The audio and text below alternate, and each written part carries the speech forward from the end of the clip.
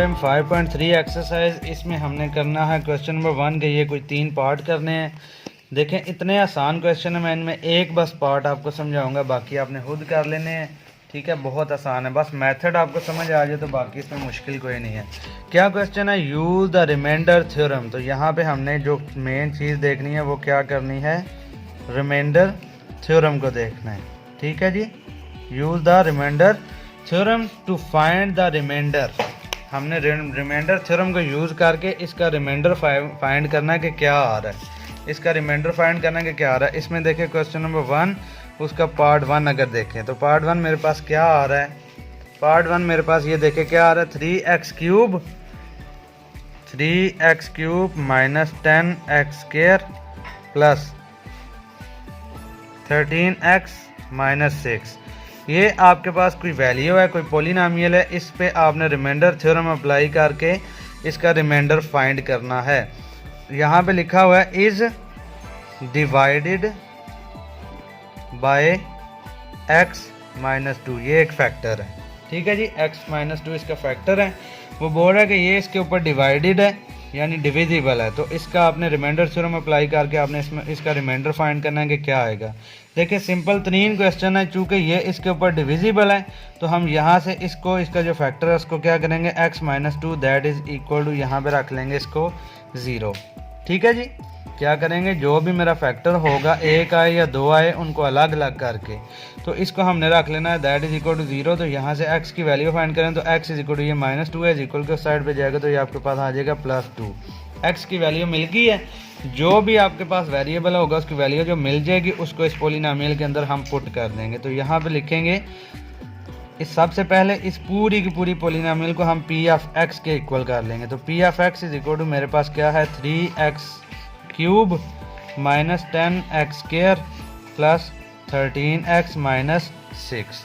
ठीक है जी, plus 13x minus 6। अब किया क्या है हमने, यहाँ पे x इज इक्वल टू 2, इसकी वैल्यू फाइंड कर लिए, तो हम इसमें पुट कर लेंगे पुटिंग वैल्यू ऑफ x। तो पूरे में हम जब x की वैल्यू पुट करेंगे तो देखें यहाँ पे मेरे पास आ जाएगा x की जगह पे x इज इक्वल टू 2 है, तो यहाँ पे आ गया p of 2 that is equal to यहाँ पे 3x की वैल्यू इंटू यहाँ पे लिखेंगे 2 और उसका होल क्यूब। ठीक है जी, माइनस 10 इंटू एक्स की जगह पे मेरे पास आ जाएगा 2, उसका स्क्वायर भी है तो यहाँ पे आ गया होल स्क्वायर, प्लस यहाँ पे 13 इंटू आपके पास x की वैल्यू 2 है माइनस 6 आपके पास आ गया ये। बस इसको सॉल्व करना है तो जो भी बचेगा वो इसका रिमाइंडर होगा और वही इसका क्या होगा, आंसर। तो यहाँ पे देखें 3 इंटू 2 का क्यूब आपको पता है, अभी ऊपर हमने किया तो ये आपके पास आ जाता है 8। 2 का क्यूब आता है 2 मल्टीप्लाइड बाई 2 मल्टीप्लाइड बाई 2, इस तरह से 2 multiplied by 2 multiplied by 2 that is equal to 8। तो ये इसका 2 का क्यूब आ गया।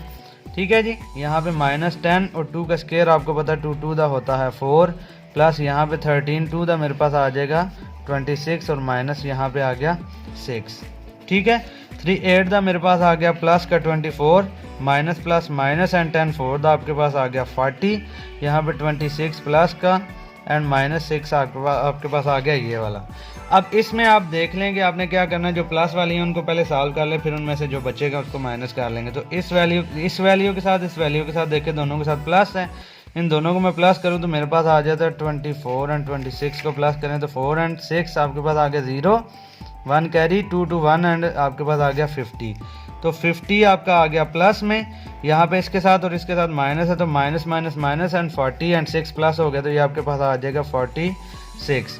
तो यहाँ पे आपके पास देखें यहाँ पे क्या चलता आ रहा है, साथ में p of 2 p of 2 p of 2 चलता आएगा। ठीक है जी, तो p ऑफ 2 आपके पास क्या बच गया 50 माइनस 46, बड़े वाले का साइन आएगा जो कि प्लस है, तो 50 में से 46 गया, बाकी आपके पास आ गया 4। तो यही इसका क्या है आंसर, ये इसका क्या बच गया, रिमाइंडर। क्या बच गया है, रिमाइंडर।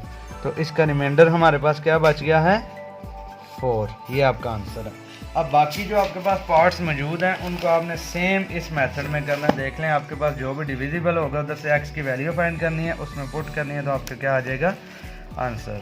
ठीक है जी, इसका क्वेश्चन नंबर 4 देखते हैं, 5 आप खुद कर लीजिएगा क्योंकि सारे मेथड सेम है भी सिंपल है, तो आप खुद कर लें, इसमें अदरवाइज़ वीडियो में काफ़ी टाइम वेस्ट हो जाता है।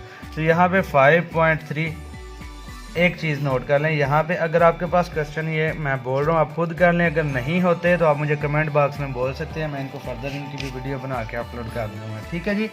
तो यहाँ पे आपके पास आ गया फॉर व्हाट वैल्यू, इसका क्वेश्चन नंबर 4 करना है। For what value of m, for what value of m, तो इतना पढ़ के मुझे ये मिल गया कि मैंने m की वैल्यू फाइंड करनी है। So for what value of m is the polynomial, यहाँ पे मेरे पास p ऑफ x, उसने मैंने खुद नहीं रखना, उसने मुझे खुद ही बोल दिया p of x that is equal to जो भी मेरे पास गिवन है, देखिए 4x cube minus 7x square plus 6x minus 3m, ठीक है जी।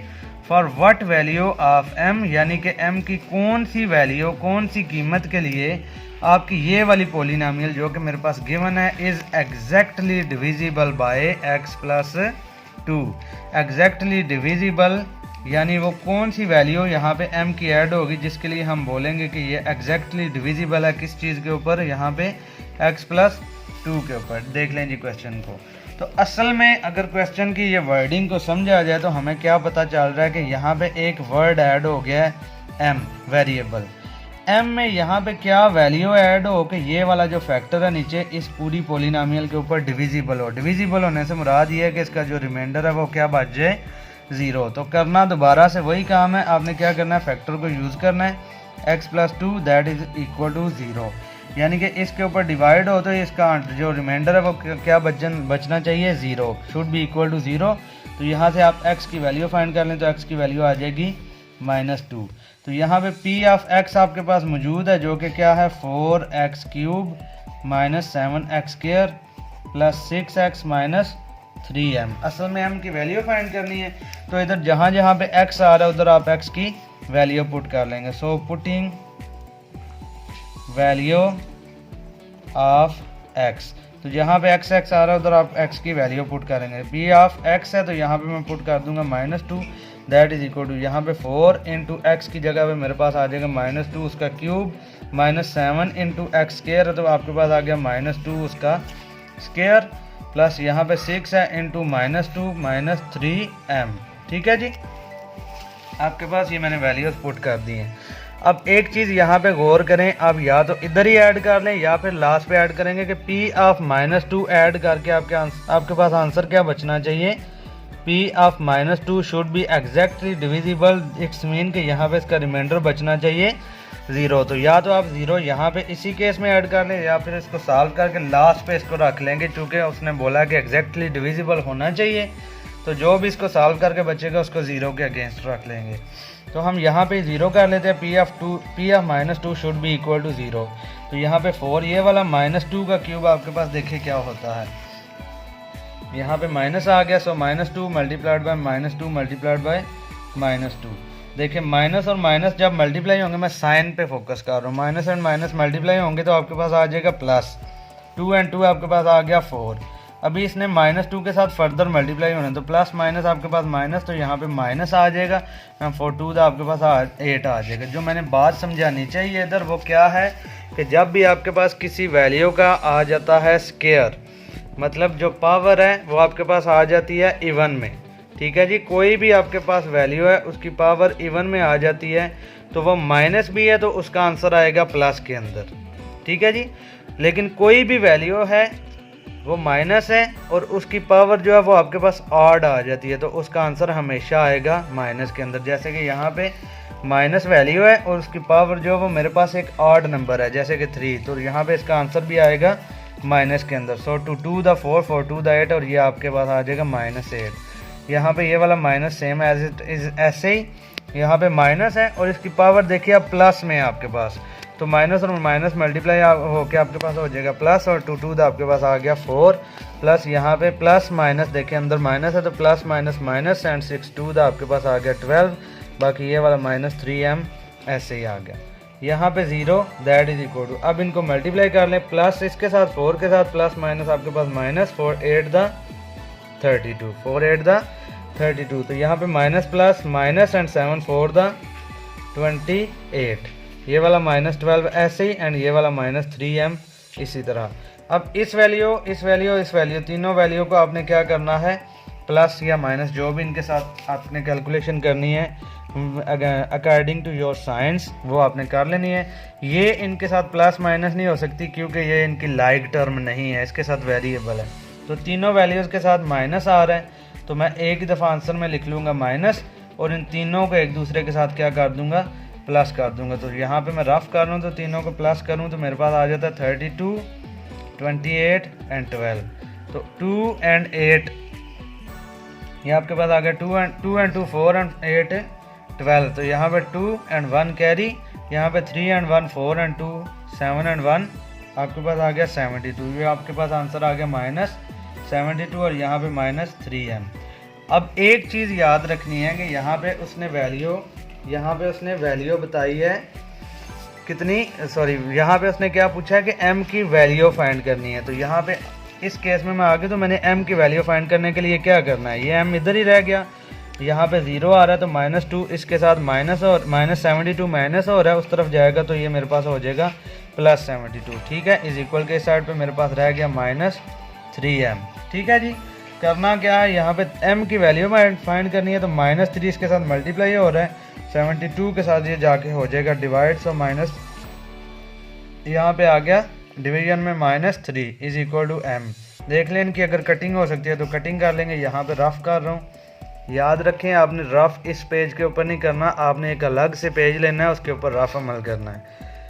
72 divided by 3, 3 1 the 3, 3 2 the 6 and 1 carry and 3 4 the 12। तो m की वैल्यू आपके पास आ गई है, दैट इज इक्वल टू ऊपर नीचे में से एक वैल्यू के साथ माइनस है तो यहाँ पे आ गया माइनस एंड 3 1 द, ये मैंने कटिंग करके दिखाई है तो आपने लिख लेना m की वैल्यू आ गई -24। That is my answer. अब आंसर को चेक कर लेते हैं कि क्या आंसर यही है या कुछ हो रहा है। तो आपके पास एक्सरसाइज 5.3 उसका क्वेश्चन नंबर 4। तो यहाँ पे देखें एक्सरसाइज 5.3 क्वेश्चन नंबर आपके पास 4 आ गए। तो देख लें जी m इज़ इक्वल टू -24। सो मेरा आंसर बिल्कुल ठीक है। अब करना क्या है, आपने इसके फर्दर जो आपके पास पार्ट्स आ रहे हैं, पार्ट्स नहीं सॉरी, इस तरह का जो भी क्वेश्चन है, जैसे ये क्वेश्चन नंबर 5 है या फिर बस ये क्वेश्चन नंबर 5 और इसमें करना है स्मार्ट सिलेबस के अकॉर्डिंग, तो ये इसका भी आपने मेथड बिल्कुल सेम यही करना है। तो आपने देख लेना है इसको, अगर ना हो तो आपने कमेंट बॉक्स में मुझे बिल्कुल ज़रूर बोलना है।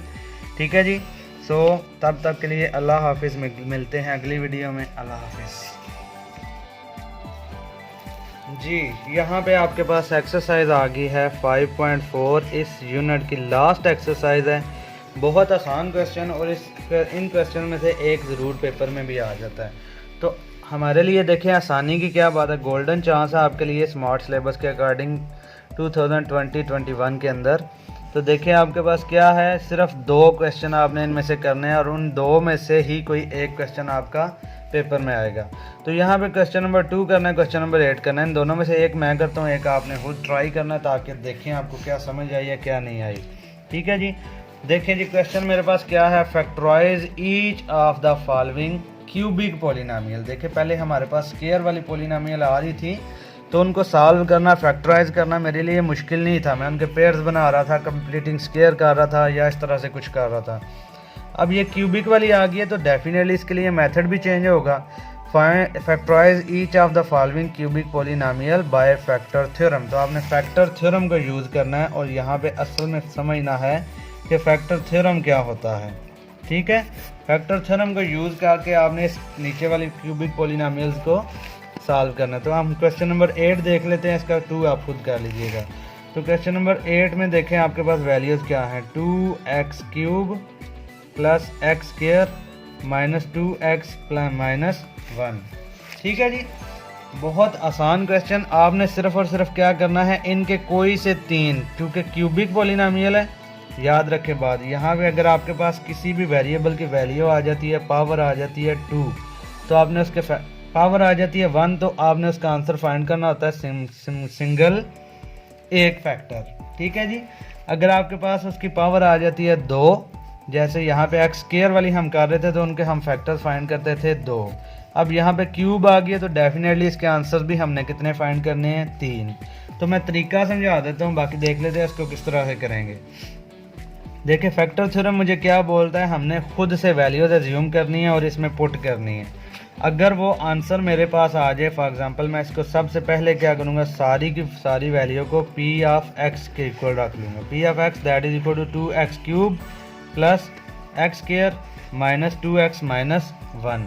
अब इसमें मैंने खुद से वैल्यूज एज्यूम करके पुट करता जाऊँगा। अगर सॉल्व करके मेरा आंसर बच जाए 0 तो मैं क्या बोलूँगा, yes it is my factor. अगर आंसर ना 0 आए तो हम अगला कोई और फैक्टर इसका ढूंढेंगे। कोई से 3 आपने फाइंड करने हैं।